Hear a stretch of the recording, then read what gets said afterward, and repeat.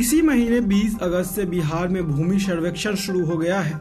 सरकार का लक्ष्य है कि इस सर्वेक्षण के जरिए गांव में होने वाली आपसी विवादों को पूरी तरह से खत्म किया जाए।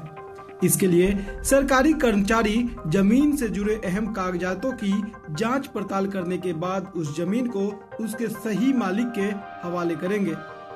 इस सब के इतर लैंड सर्वे को लेकर कई लोगों के मन में एक सवाल यह भी है कि अगर उसकी जमीन गैर मजरूआ है तो उस जमीन का क्या होगा? क्या सरकार यह जमीन ले लेगी या फिर इस पर पूर्व की तरह ही जमीन मालिक का हक रहेगा? एक और सवाल लोगों के जहन में है कि जिस जमीन पर किसी ने अवैध कब्जा किया है तो उस जमीन का क्या होगा? हम आपको अपनी इस वीडियो में इस सवालों के जवाब सरल तरीके से देंगे। गैर मजरूआ जमीन दो तरह की होती है, गैर मजरूआ खास और गैर मजरूआ आम। गैर मजरूआ आम जमीन का इस्तेमाल सड़क, नाला, नदी, जिला परिषद की सड़क, शमशान घाट, कब्रिस्तान, विद्यालय, तालाब, पोखर आदि के रूप में किया जाता है।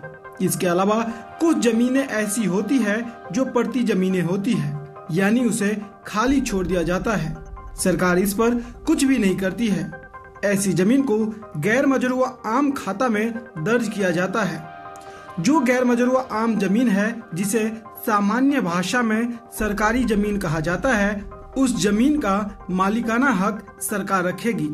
गैर मजरूआ आम जमीन पर अगर अवैध कब्जा है तो सरकार उसे वापस लेगी। जिनके पास गैर मजरूआ खास जमीन है उसका भी रिकॉर्ड सरकार अपने पास रखेगी। अगर गैर मजरूआ खास जमीन पर आपका कब्जा है और खतियान में आपका नाम है तथा आप उस जमीन के वास्तविक मालिक है तो आपको कोई परेशानी नहीं होगी, यानी गैर मजरूआ खास जमीन जिनकी है उनकी ही रहेगी। बरसों पहले जो जमीन जमींदार से खरीदी गई थी और आज भी अगर उस पर आपके पूर्वजों या आपका नाम दर्ज है तो वो जमीन आपकी ही रहेगी, यानी मालिकाना हक आपका ही रहेगा।